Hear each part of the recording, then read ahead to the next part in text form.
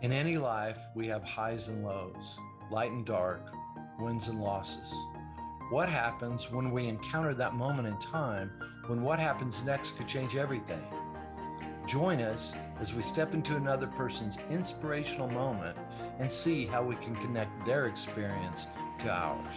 This is Greg Stevens, and you're listening to A Shot of Inspiration. Hello, everyone, and welcome to another episode of A Shot of Inspiration. I'm Greg Stevens, your host, and today we have someone that is a new friend to me. Met her a couple of weeks ago at a party for a friend of mine, Matt O'Hare, and I knew her father and stepmother. I met Hallie at that point, and we just hit it off. And it was so funny because Dave and Londi Murray were who I was talking about. And I asked Dave, I said, yeah, I said, is this yours? He said, yeah. And I said, I probably knew you when you were a little girl. She goes, no, you didn't know me. I just met him recently, something like that. And I was in the middle of a conversation. I went, oh, I better not touch that. And so I just shifted the conversation. And then something came up about what I do, and the podcast came up. And I looked at Hallie. I go, I bet you've got a really great story to share. I'd love to hear it. And not knowing how she'd respond, she just lit up and said, I'd love to. And I didn't know half the story then. So, folks, you're in for quite a treat today. So, folks, this is Hallie Holloway. Thank you so much, Hallie, for being on the show. Yeah, thank you for giving me an opportunity to share this crazy story of mine. And it really is a crazy one. And Hallie's also joining us from Hawaii today. She's visiting one of her brothers, and she's in Kauai. So she took the time to stop running around the beautiful island to talk to you today. So please give her your attention. This is a great story. So, Hallie, let's jump in. Are you living in Austin now? I do. So I Okay. run a marketing agency in Austin. It's called 16 Agency, and it's really dedicated to helping small businesses and startups get the access to essential marketing and branding services that really all businesses need to grow. Yeah. Yeah. And we'll talk more about your business as we get up to that point because Sure. I love what you're doing with it. But also, this just took a turn for me when Hallie gave me the TikTok link. I couldn't put it down. I had to watch it all the way through. I showed so many different people. There's a place you'll be able to go later, but hopefully she's going to tell you the whole story here. But Hallie, tell us a little about Dave and how you met him, and then go back and tell us the whole story if you would. Sure. I think it might be best to tell the story of just how I discovered everything. And yes, that TikTok video you're referencing actually has, I think, 75,000 views now because that's how wild of a journey it has been. Basically, I was adopted at birth, and I always knew I was adopted. I was born in Austin and I was raised in New York by two parents, Audrey and Randy. And I had an adopted brother named Spencer. I grew up there, never having met my birth parents or really knowing much about that, but they were very open with me. I always knew that I was adopted. And as I was growing up as a little girl, I thought about my birth mother and I did have a desire to find her. And when I was 16, both of my adoptive parents became terminally ill and they would later pass away. My adoptive mother had antiphospholipid antibody syndrome, which is an autoimmune disease, and my father had Huntington's disease, which is a neurodegenerative disorder. And so I was very much on my own journey. I was in my 20s at this point, trying to figure out my career, which was always in advertising, and it was in New York. So it was a very demanding career path and industry. And as I was going through all that, they were really going through their terminal illnesses and passing away, which kind of makes everything that has happened since then even more special and really momentous for just my entire path in life. So in my 20s, I ended up joining ancestry.com. And I did this really because I had no idea anything about myself. I didn't know if I had any illnesses, which was obviously top of mind, having grown up with two parents who were terminally ill. I didn't know what my cultural or ethnic background was. I knew that I was Caucasian, and that's really all I knew. And so I just wanted to know a little bit more just about myself. And I joined Ancestry in the hopes to just get some of that background information. But what happened following that was quite a wild ride. I left my job in New York at one point and I was traveling in Thailand and I had gotten an email while there, and it said, "You have an immediate family member match." And that was from ancestry.com. And I thought, okay, well, I had kept getting emails from them that said, "Oh, you have a sixth cousin." It seems like everyone was my sixth cousin on ancestry.com. So I didn't get too excited about it, but I did email the person through the platform right away. And I said, "Hi, my name is Hallie, and I'm looking for my birth mother. Her name is Melody." And I gave her last name. And I said, "It's never told me that I've had an immediate family member match before. So maybe you're a cousin or something. Maybe she's your aunt. And if you know anything about her, I would really love to speak with you." And this person's name was Sasha. And she emailed me back pretty much right away. And she said, "Hey, can I get back to you in 24 hours?" And I was like, "That's strange, but yeah, of course." And the anticipation killed me over the next 24 hours because she didn't say yes or no or anything about the information that I had given her so far. And when she finally wrote back to me 24 hours later, she said, "Hey, sorry, I'm in the hospital. I just gave birth." And she went on and on for a few paragraphs, and it said, "Your story is really interesting. I'm adopted too, blah, blah, blah, blah, blah." And like by paragraph 3, it said, "I should tell you at this point, I'm not your cousin, I'm your sister. Melody is my birth mother also. I was also adopted, and I found her 10 years ago through a private investigator." And the breath was taken out of me. I always had thought about my birth mother, but I never really had thought about any siblings for some reason. And then we started emailing back and forth in rapid fire, trying to put all the pieces together. And I tell her my story and my background. And then me and my friend in Thailand are going through her Facebook. We're just Facebook stalking her. And my friend turns the computer to me and he says, "Is this your birth mother?" And I had never seen a picture of my birth mother before, but something inside of me knew that this was my mother in a way that I really can't explain. And I just started like crying. I was like, yes, that's her. Like I knew it innately that this was my mother, which was such a strange feeling. And he's going through more of her Facebook. And then he turns the computer to me again and he goes, "Who is this girl?" And he goes, "Who's Danny?" So I go, "I don't know." And she's in a lot of these pictures with them. And I email Sasha and I say, "Hey, who's this Danny girl?" And she says, "Oh, that's our other sister. That's Melody's her mom too." And so now in one day, I have found out that I have two sisters and the birth mother that I basically wanted to find my entire life. So then I messaged Danny and my birth mother on Facebook. And what I wrote to my birth mother was really just what I wanted to say to her my whole life. I said, "I don't know you, but I've never met you, but I've thought about you my whole life. And all I have ever wanted to tell you is thank you for my life.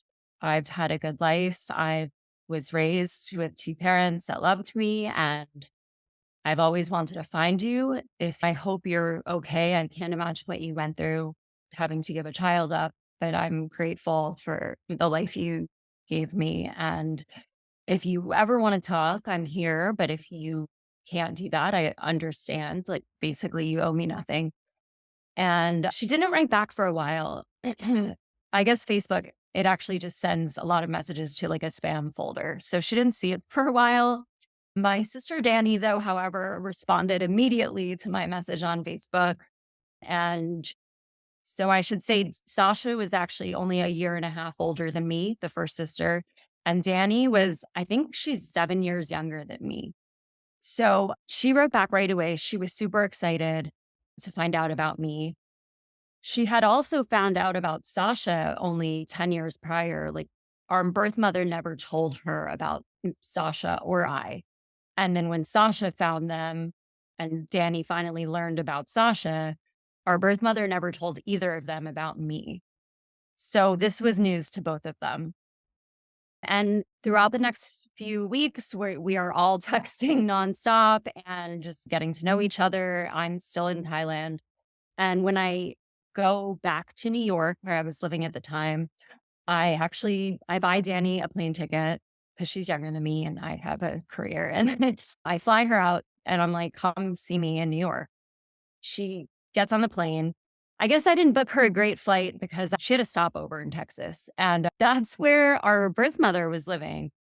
And actually, I guess she saw her at that stopover for lunch or something. And our birth mother tried to tell her not to come to New York to see me, which was a bit disappointing to hear. At this point, I had heard back from my birth mother, and she had told me, she messaged me on Facebook and she said, I believe you. And this sounds accurate because I don't believe in abortion, but I'm sorry to say I don't remember having you. She said there are a lot of big memories and chunks of my life that are missing because I have bipolar disorder and I've given birth. It's quite an event to forget.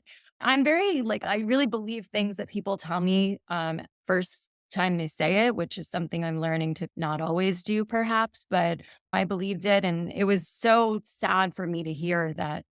I thought that the worst thing she could say to me really was, I'm not ready for a relationship, or I have a new life now. I have a new family and I don't want to do that. But no, there was something worse. And it was, I don't even remember having you.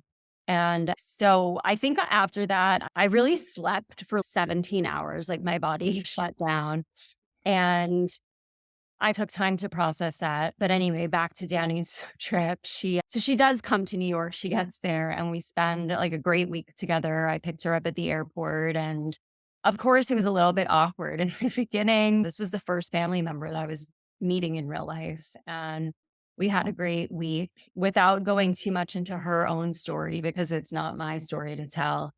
I'll say that she did tell me that she had an incredibly difficult life being Melody's daughter. She was the only one that was raised by Melody, and it was not a healthy mother daughter relationship, as far as what I have heard, without getting into the details. And I believe her. I believe when people say that they have endured horrible things, I believe them. And I'm glad that I did because that is the truth. And so I'm getting a lot of different information from both Danny and Sasha about who our birth mother is. And Sasha had found her 10 years prior and she had put her on a pedestal a little bit, which I totally understand because growing up with my adoptive parents, they told me this kind of very romantic, idealized version of who she was. They said, your birth mother was so beautiful. All the doctors were talking about it. And she was so selfless and she loved you so much that she wanted you to have a better life. And she gave it to you at pain of her own sacrifice. And so I had a very ideal, and I'm sure that Sasha growing up as also an adopted woman, like was told the same beautiful story. And it's very hard to reconcile something you've been told your whole life when confronted with a different reality. So I was getting very different viewpoints from the two of them. And I still had never met this woman. So I was just taking it all in. And I had a great week with Danny, and she goes back. And then a few months later, I flew to Washington, where my sister Sasha was living, and her baby, that I am now an aunt to, who she gave birth to in Thailand. And Danny actually also drove out there. So the three of us were together. And that was just so amazing. They're both so different, but we're all very similar in a lot of ways. Danny's younger than us, but she's so creative. She literally built a van, transformative for van life, like built, I don't even know what to explain that she built, but she built the whole thing of what happens inside there. And Sasha is like this amazing mother at this point. She's like the Martha Stewart of Washington. She's the craftiest woman alive, and she's just so patient with her kids. And it was just really beautiful to be all together. And I'm the career one living in New York. I'm not married, very single, no kids. And so, that we had a great trip together. And at this point, I still had not met my birth mother. And I'll tell you that to this day, I still have not. And she's the only person that I have not met and do not want to meet. And that will continue developing throughout this narration. But I went back to New York and we really just over the next year or two, we built this relationship and continued to stay in touch with each other. And eventually, I had a very hard time. My grandmother, who I was so close with, she passed away. Today is actually her birthday, which is pretty Wow. Wow. amazing. Yeah. And with my terminally ill parents and throughout my life and being an adopted kid, and she was such a source of stability and grounding. And when she passed away, when I was living in New York, it was not disruptive, but just so earth shattering to my life that I was like, I can't live in this life anymore without her. I have to create a new life. And so I actually moved to Spain. I And love Spain. Sorry, it's yeah, it's amazing. beautiful. I moved to Barcelona and I had to really learn to be a completely different person there who was not moving at 100 million miles an hour at a New York pace in this inertia that never stops going when you're, working so hard and playing so hard in New York. And I had to learn to be still and to be at peace and not distracted and really be present in my life. And it was like such a beautiful time and experience. And I was on a very different time schedule than them there. And so one morning I woke up and I had all of these messages from them, rapid fire pages and hundreds of messages back and forth from them in our group chat. And I was like, what is going on? Are y'all okay? And they're like, just open your email. And I opened my email. It's 7 o'clock in the morning in Barcelona. And it's this message from this woman, Tommy. And it says, "Hi, you don't know me. My name is Tommy, and I'm your brother's stepmom." And that was the first sentence of this email. And we were like, what brother?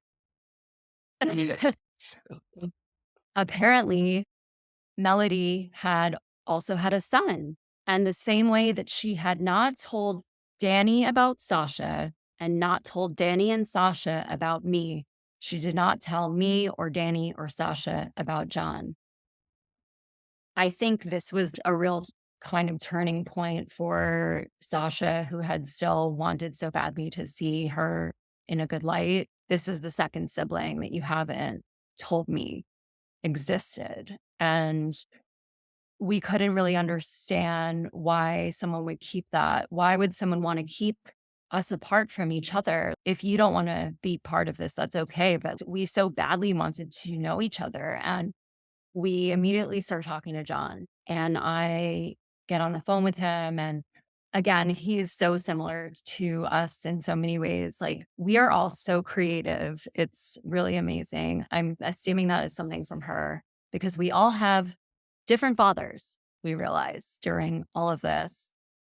I never got any answers on who my father was. I had asked several times. And then when John came out of the woodwork, I started getting angry about it. And I was like, I want to know, like, who is my father? What else are you hiding?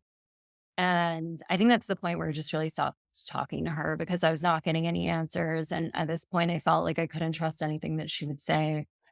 And even my sisters, when my birth mother had told me she didn't remember having me, they were like, that's probably not true. I think she just doesn't know how to explain yet another child to her partner who she's been with for, I think, like over 15 years or something. So at this point, I feel that I've had enough experience of this woman to decide that I really don't want anything to do with her. And I just focus on trying to get to know John a little bit. And he has grown up with Tommy, who is his stepmom, who was his father's high school sweetheart. And he has a brother. And he was raised by his father, but Melody is also his birth mother. And I guess, for a time she did try to be in his life or raise him, but was ultimately left him somewhere. The story is still a bit unclear. And so Tommy has really been his mother since he was 2 years old. And I think she was involved even really before that point. And he's just like another amazing sibling. Like, he's so ambitious. He's working on all this stuff. He's a real estate developer here in Hawaii. And that's why I'm here in Hawaii right now visiting him. And Sasha is actually with us right now also. It's awesome. But at this time, I'm in Spain and I'm trying to get to know him and we talk on the phone. And he tells me on our first phone call that the time that he did speak to our birth mother on the phone, he said it left him with such a bad feeling that he felt like his soul was covered in black tar. There has been something so continuously, I don't know what better word to say than creepy about the way that, like, just the energy of this woman. We came to the table and really tried to put all these pieces together. And it seems that no matter how many pieces any of us have and try to sit down and figure this thing out, we just don't see the full picture. And so at this point, we're all back on ancestry.com and 23andMe, and we're trying to figure out what is going on. And that's when I see another message and it says, you have an immediate family member match. And I'm like, oh my gosh. At this point, I think I'm like a little bit emotionally exhausted. And I message Sasha and I say, is this woman popping up on your account as well? Her name's Deborah Murray. And Sasha says, no, that must be from your father's side. And I'm like, okay. So I messaged this woman and at this point, my niceties and formality are out the window. And I messaged this woman and I'm like, hey, like, who are you? I think I said it a bit nicer than that, and I was like, it says that we have this many centimorgans in common, which is a measure of familial relativity. And it says you're either my half sister or my aunt. And she says, based on your picture, I'm too old to be your half sister. And I know that my father had a vasectomy. And I'm just like, do you have a brother? She wrote back, this is all on emailing on the platform. And she said, yes. And I said, has he ever lived in Austin, Texas? And she said, yeah, he lives there right now. And I said, you better give him a call and tell him he has a daughter.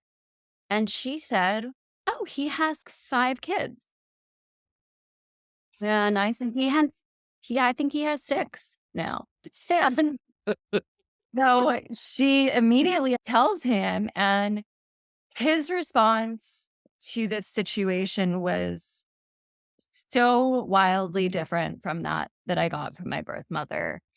He was so excited about this. He immediately emailed me and was like, I want to know everything about you and your life, and your family is here and we want to meet you. And I was just like, I still get choked up, like thinking about it, because it's just funny. I was looking for my birth mother my whole life, and she was really the only one that I thought about. And at the end of the day, what I really needed was not what I was looking for. And what I found was better than what I thought I wanted. And so then me and him are emailing back and forth, and he sends me photos of my brothers and sisters who are 4 more half siblings, and his wife's daughter, who he is basically is his daughter. He is basically raised, who's my stepsister. So at this point, I have 9 siblings, if you're counting. And I have the 3 half siblings I have found from my birth mother's side, the adoptive brother I grew up with, and then I have his 4 children, biological children with my stepmother, which are another set of half siblings. And then I have a stepsister. So I have 9 siblings, and I am taking this all in. It is a lot because I had only just found my brother literally the day before this. And I was also on like a healthy cleanse where I was not even drinking wine.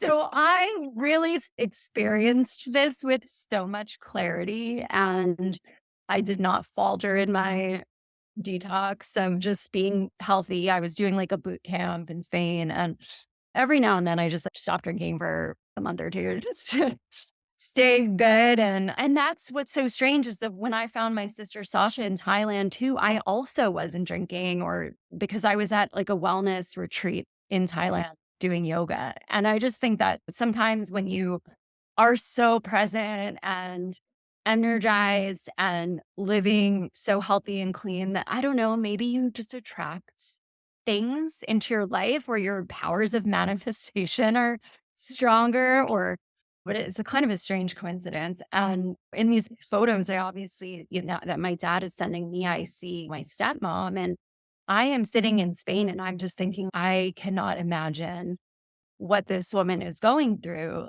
because that is such a jarring thing to find out after 25 years of marriage or 20 at that point. I don't remember, but that your husband has another child. And I, for the record, I am 36 and they have been married, I think 25 years. So it was not that kind of situation at all, but still, if it's so shocking. And so I think I asked him if I could have her email and if it would be okay if I messaged her directly. And I wrote her just a separate message that was probably quite lengthy because that's how I am. And I think I just said, whatever I'm going through in this situation, like I am also so cognizant of what you're going through. And I can't imagine what emotions you're having about this. And I just want to say, like, I in no way intend to disrupt your family. And I just would love to meet you guys, all of you. I mean, you and your children and my dad. And I am so grateful with the way that Dave has responded to this. And I hope that you're feeling okay. And if you ever want to talk to me, I'm just like very self aware and try to be very empathetic.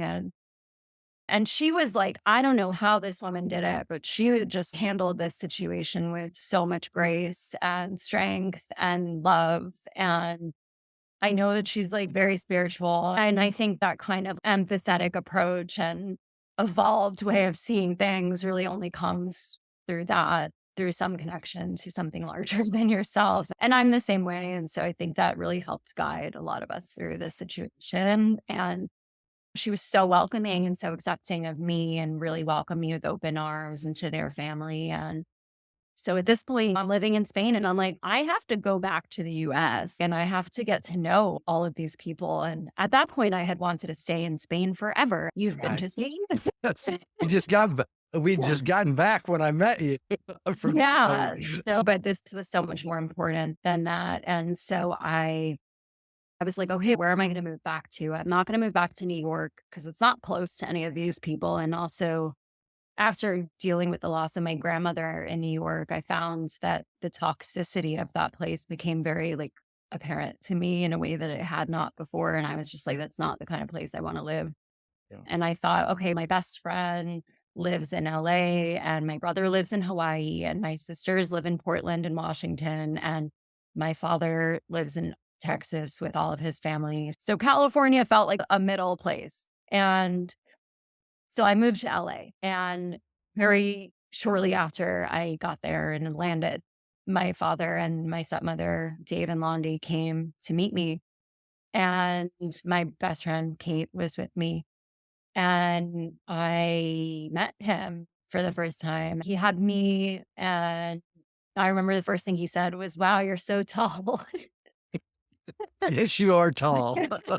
I think, and we look so similar. And I think we are similar in a lot of ways. I think that he was probably pleasantly surprised to find out that I was living in Spain when we found each other because he was such like a world traveler and adventurer. And when he got to LA, I was like, let's go hiking. And he loves hiking. And I think we're both very like ambitious and career oriented. And it was just like amazing. And I just loved hearing all these stories about him being a little wild in his younger days or getting pulled over on going like 100 plus miles an hour on his motorcycle. And I just thought he was just the coolest person alive. And it just healed such like a part of me that I didn't even probably realize was needed that. And just being accepted that way with no question. And I did say, hey, let's get another DNA test just to be sure, just to be accepted like so unconditionally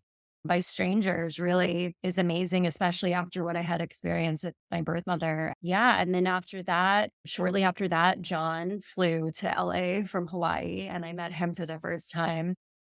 And that was also just amazing. And we walked on the beach and we really talked about everything. And I think at that point, I could tell that he was a little bit like reserved, but that was okay. This is a crazy situation. I think everyone's going to handle it differently.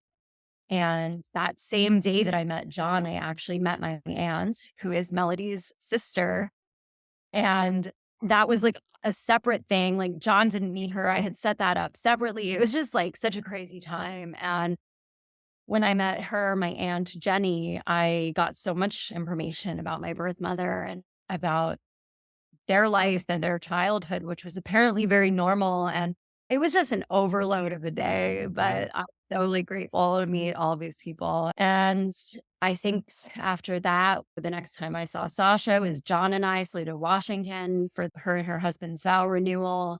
And then we surprised Danny in Portland. And so, like, we have all throughout this process really tried to build a relationship. And I believe shortly after that trip to Portland, I moved to Austin because I decided I didn't really like LA, and then it was like the chapter where I wanted to get to know my father and my stepmother and my siblings more. And so I moved to Austin. I think throughout this, John has always said Hallie's the one who's like really spearheaded this stuff, bringing together of things. And I don't know if that's true. I feel like we've all actively played a role in just like trying to make this work and trying to get to know each other and be in each other's lives. And I feel like that we're just closer every year. And now Sasha and I are here in Hawaii with John because I had 2 weeks off where my daughter is with her father. And so I was like, I'm going to come to Hawaii. And then Sasha's like, I'm going to come too. And we've been here trying actually to put a little bit of a female touch on this. Leave John alone. Like is so shocked. He's looking crazy. It looks amazing in here. And we've transformed this whole property. And he's like, y'all don't have to be working this hard. Y'all are here like doing construction projects that are so similar. Sasha and I love doing this stuff. And so we've bonded over that. And it's funny because there's still a lot of things that we don't really know about each other. This is the first time that Sasha and I have visited John in Hawaii. So, like the other day, we went on a hike and we didn't know what kind of hike we were going on. We've never been here and it was terrifying. And he doesn't know that I'm afraid of heights. So, it was a hysterical experience and we were all just like laughing so hard. I think we almost peed in our pants. It's just been like every time we all see each other, we learn new things about each other. And it's just like been such a amazing and certainly unique experience. Although I do think so many more people nowadays are having it with ancestry.com and all these DNA tests and Yeah. so many skeletons are coming out of so many closets nowadays.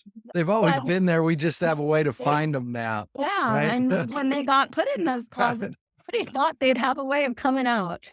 Can I ask you a couple of questions? Of I course, yeah. I love the story. And how long ago did you meet Dave and Londi? How long ago was When it? I lived in Londi about 4 years ago. So it's been 4 years. Okay, great. So I didn't even know how long it had been. And I should attach some years to these oh yeah, not a problem. miles I stuff. also I want to go back, way back to when Okay. so you met Sasha, that's your older sister, and she'd already met Melody, right? So I found Sasha in 2016, and I guess she had found Melody in 2006. 6. And so did they have a relationship from that point, or did they just meet and know each other? They, from what I understand, they had met several times by the time I had found Sasha, but it was not, I think, the experience that she was hoping for. And it was a bit difficult and it wasn't something that was happening regularly, but it had certainly happened and they had met. And she had also met Danny many times, our sister. Yeah. Okay. And so Danny still lives up in Portland area? Yeah. So Danny just had a baby 6 months ago. And that's the only reason she's not here with us in Hawaii. So she's a new mom, and Sasha and I are both mothers. So it's been amazing to watch Danny become a mother. And she's so incredible at it. And I'm so proud of her. Well, I think it's such an amazing story also because usually you hear the mother that's open for the relationship and it's the father who doesn't want to have anything. The script is completely flipped on this one. And I just think what a great gift at the end of all the, what I would say, emotional suffering that you went through. It's a roller coaster. My mother met her sisters. She had 2 half sisters and 2 half brothers. She met them after I was out of college and found her real dad. There's a whole story behind that. So that's why I can really relate with this. But I also know, just even for my mom, because she was told one thing her entire life and found out none of that was true. And it's a roller coaster when you're a child, you trust, you have all of these emotions locked in. And that's a lot where your trust comes from. It seems to me, from what I know of you, you've adjusted very well. Why do you think that is? I think this is like an important thing to note is that I've been asked a lot, like, would you recommend other people look for their family? And I really, like, looking back on this whole experience, realized that had I met or found out about, I have never met her, but had I found out about my birth mother and who she really was when I was younger, I think it would have been hugely detrimental to me because I didn't really have a solid sense of my identity and my self worth, as many younger people don't yet. It's just not solidified until I think at least your mid 20s. And I just thank God that I didn't find her sooner because I think it would have been so emotionally devastating. I had so tied kind of my own sense of self-worth to this story of like, I came from someone beautiful. I came from someone selfless.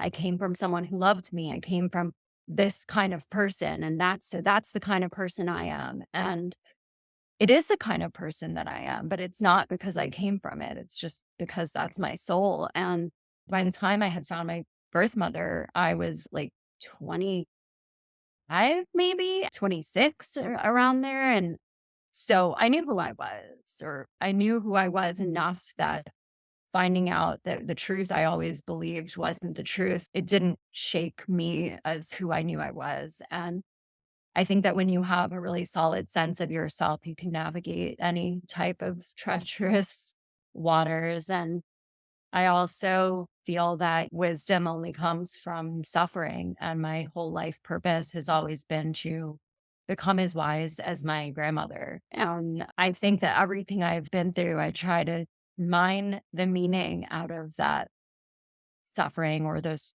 tumultuous experiences and bring something good out of it. And I Yeah. think that's what I really wanted to come on here and tell my story and talk to you is Yeah. because if it does resonate with anyone or if someone has found their family, and even if it didn't end in the same kind of fairy tale happy ending that I think mine did, it's like I want them to feel like they're not alone and that whatever they found, it doesn't change who they are Yeah. at their core. And however they were received by the people who were supposed to love them, that doesn't change how much value they bring to the world. I love the story. I also want to inquire just a little even further back. So Sure. you're in high school, 16, and both your parents have these terminal illnesses. That alone, after being adopted, knowing that, and then being left after that, I just can't imagine what you went through, especially with the types of diseases your family had. Can you share with us a little? Because I would imagine that's where a lot of your strength came from as you went through that. Because you talk about it ended such a beautiful story. It didn't start out a beautiful story. No, definitely didn't. Yeah, there are diseases, or if you're not familiar with Huntington's disease, it's a bit similar to Parkinson's, which I think has more kind of media coverage because of what Michael J. Fox has done for that community. And it's similar to that. So you're really watching someone physically degrade while their brain is intact. And it's like their motor skills that really go away. So it's very hard to watch. And I watched my parents, who had provided me with a pretty like stable life, really lose everything during that time financially and their health and everything. And my mother with her autoimmune disease, I was just constantly getting calls like, mommy's in the hospital again. Or one day in high school, I walked down to her kitchen and the kitchen was covered in blood. And she was on the floor because she was on blood thinners and she had a seizure and she cracked her head open. And my little brother was there. My little brother, who I grew up with, who was also adopted, was 5 years younger than me. And I think it's also like the oldest sibling thing, maybe a little bit. Like, But like really my grandmother was such a source of stability to me. And it was a very hard time. I think that I don't know how many people can resonate with this, but I'm very like honest about what it made me feel like was when I was there with them or when I was in the hospital with them, I felt resentful because I felt like I had no childhood and I felt like I just wanted to be normal. And when I wasn't there, I felt such a crushing sense of guilt that it would eat me alive at my core.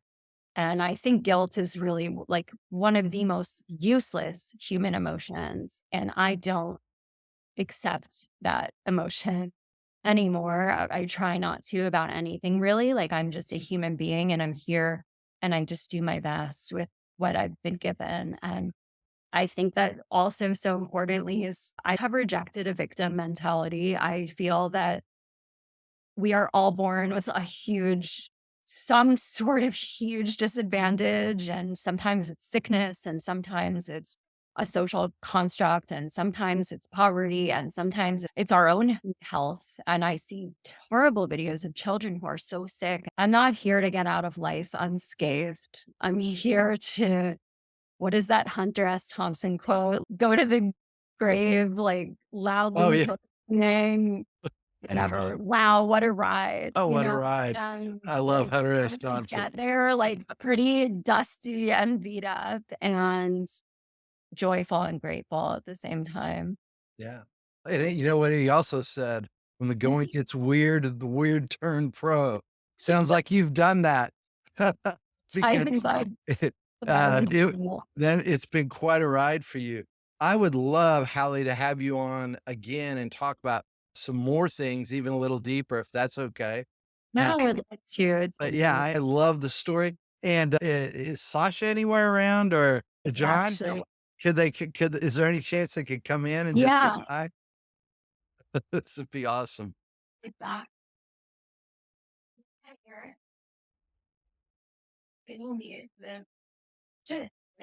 don't know if it's gonna be okay. This is Sasha. Sasha, good Hi. to meet you. Good to meet you. You. And proof that everything you said is right on. Yeah. They're real. Some people Like, might yeah, not it's believe it. Yeah, that's It's an awesome. unbelievable story. And John is, we never know where John is. I heard y'all are redoing the house for him. Oh yeah, it's way better. Way better. It's so cute now. He's wow, this is like a little princess den, you guys. Yeah, it is. You have to be happy. You have to be motivating. Yeah. What's the best thing you like about each other now that you know each other? I think I made a video about Sasha the other day on my TikTok. Anyone who wants to see all these videos of supplemental material, you're welcome to go on there. I think you said you're going to provide the link. We'll post all that for sure. Sasha, I remember the first time I met her and I just could not believe the level of like patience and love that I saw her show her child. I was like, and now I understand it now that I'm a mother, but I still don't, the level that she does it to is like unfathomable. And she's so creative. She's been like the driving force of transforming this house, and she just leaves everything she finds more beautiful. She shines it up, does she? That's And awesome. it's so funny.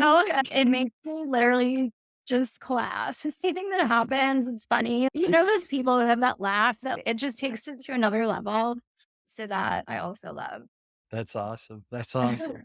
So she asked Sasha, what do you think about Hallie? What's the best thing? She's like the most driven, motivated person, you know, and I just love it. She has motivated me. I was working for myself. It's great, independent. Then I had kids and then all stopped. And she is just there in my corner. You can do it. Like, I'm leaving you, helping me do my own thing. And for people she loves, she is just so there for them, like 1,000%. And I love that. And we just laugh. We laugh so much together. It's like, you know, we didn't grow up together, but it feels like we already did. Yeah. Especially living in this little apartment that we're staying in on John's property, like getting ready in the bathroom. And I'm like, oh, like we did get to do that. Yeah. We did get to fight over this thing. No, I'm just kidding. No, but we're excited. No, Like no. a little space. It's funny. So Yeah, it's like immediate comfortable around each other. Like it's just net. That's awesome. That's so good. You know what we may do? The next time we may get everyone on and have different yeah, it's little like the things Brady about Bunch. Yeah. it. That'd be kind of fun. A whole Zoom call. Get it all behind everyone. Yeah, it'll be great. We'll more fit together. And No, that's great. Sasha, thank you so much. And Hallie, thank you so much. I want to say thanks for being on the show. I really appreciate it.